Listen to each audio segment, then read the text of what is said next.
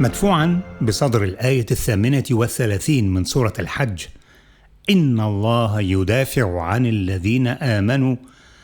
أروي لكم هذه القصة المدعمة بالبرهان والدليل وفق منهج البحثي الذي التزمت به دوما. أروي لكم القصة الكاملة لإسلام رجل اسمه الدكتور موريس بوكاي. هنا سؤال: لماذا يجب علي إنتاج فيلم لكي أبرهن على إسلام موريس بوكاي؟ بالنسبة له فهو ليس بالقطع بحاجة إلى أي برهان، لأنه منذ 23 عاما في ظل رحمة خالقه العليم بظاهره وباطنه. أما بالنسبة لي فعندما بدأت في عام 2008 بحثا أكاديميا موثقا ب3 لغات لعامين متصلين، تنقلت خلالهما بين 4 قارات بحثا عن بوكاي، لم يحدث لي ولو لمرة واحدة أن تساءلت إن كان قد أسلم أم لا، ولو لمرة واحدة، لسبب بسيط، هو أن إسلامه بدا لي مؤكدا بما قرأت له وشاهدته فيه صوتا وصورة، وبما سمعته وسجلته ممن عرفوه عن قرب. ولهذا لم أستشعر أن تأكيد إسلامه لغيري أمر مهم حقا، إلى أن تلقيت رسالة من أخ عزيز كان له فضل عظيم بدعوتي قبل 13 عاما لتلبية الدعوة الإلهية بالتفكر والتدبر في آيات الله ونشر نتائج هذا التفكر العلمي في منتجات إعلامية متنوعة. وقدر الله أن يكون المدخل إلى هذا التفكر من عالم موريس بوكاي، وما اهتدى إليه من نتائج البحث في إشارات علمية من كتاب الله، ليست فقط إشارات علمية ولكن أيضا إشارات علمية وتاريخية. أرفق الأخ العزيز رسالته برابط لمقطع على يوتيوب ينفي فيه المتحدث المسلم بأسلوب فج إسلام بوكاي في ادعاء مرسل كأحاديث المقاهي يخلو من أي دليل يحترم عقل المشاهد. وبالطبع تكاثر المشاهدون بعد العنوان الهجومي المثير للمقطع. طلب مني الأخ الأكرم المرسل لهذه الرسالة طلب رأيي فيما أرسله.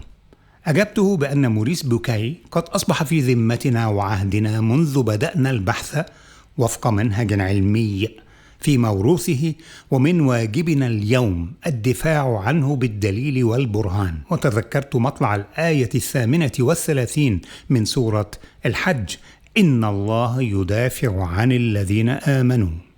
كنت على علم بقنوات نصرانية ومواقع لا لون لها تهاجم بوكاي وتسفه جهوده في خدمة الإسلام، ولكن مسلمين يشككون في نواياه. هذا لا يعقل.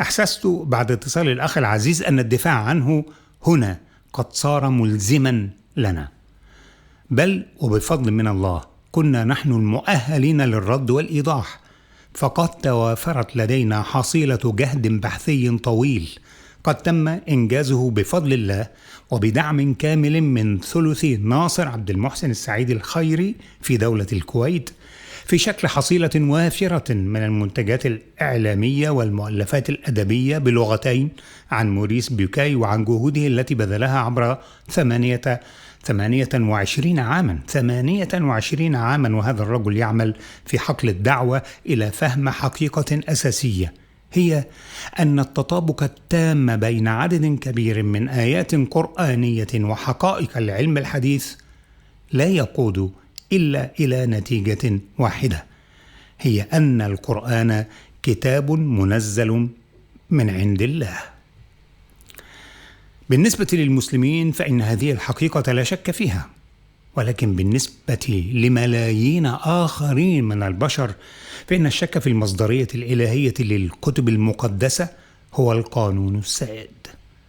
وهنا يأتي تقديرنا للإنجاز الدعوي لدكتور موريس بوكاي بين تلك الملايين الباحثة عن دين حق يمكن البرهنة بالعقل والعلم على مصدريته الإلهية.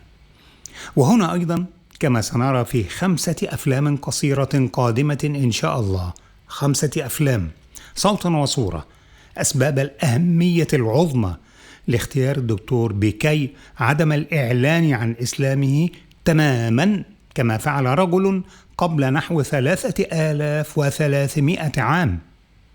فقد اختار رجل مؤمن من آل فرعون موسى عليه السلام، اختار أن يكتم إيمانه لتحقيق أهدافه الدعوية في توافق تام مع امرأة فرعون نفسه. لقد امتد نشر الحصيلة الإعلامية لجهدنا البحثي منذ عام 2010 وإلى يومنا هذا بين أفلام ومقاطع بصرية في لغتين شاهدها ملايين من الناس والحمد لله، وكتب أكاديمية في لغتين، وموقع بلغتين يجتذب ألوف الزوار في كل يوم، bukaylegacy.com. لقد أصبح هذا كله مرجعا أكاديميا موثوقا به للدارسين في الغرب. وأعطي مثالين، مثال من الشرق ومثال من الغرب، مثل باحث الدكتوراه في جامعة لوند السويدية ستيفانو بلياردي، أو في الشرق كطالب الماجستير خيري عبد الحميد طرانش من جامعة الزاوية في ليبيا. وبسبب انتشار هذه الحصيلة كنت أنا المسؤول لعشرات المرات على مدى 13 قرنا على مدى 13 عاما إن كان قد أسلم أم لا، وإن كان قد أسلم لما لم يعلن إسلامه.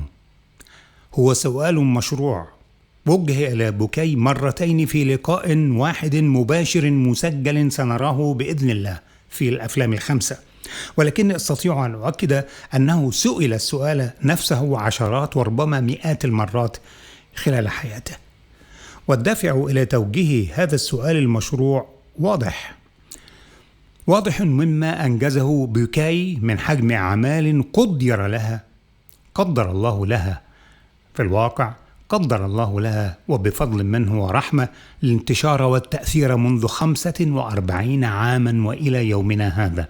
أعمال هي من صميم الدعوة إلى دين الله الحق. سأنشر إن شاء الله سأنشر وثيقة بالغة الأهمية لأول مرة، وثيقة حصرية لها دور محوري في موضوع فيلمنا عن إسلام الدكتور موريس بوكاي. سأجيب إن شاء الله عن هذا السؤال بالدليل والبرهان عبر أفلام 5 ومقاطع قصيرة بدءا من الأيام الأولى من شهر رمضان المبارك بإذن الله. أعاده الله عليكم جميعا بالأمن والإيمان، والسلام عليكم ورحمة الله وبركاته.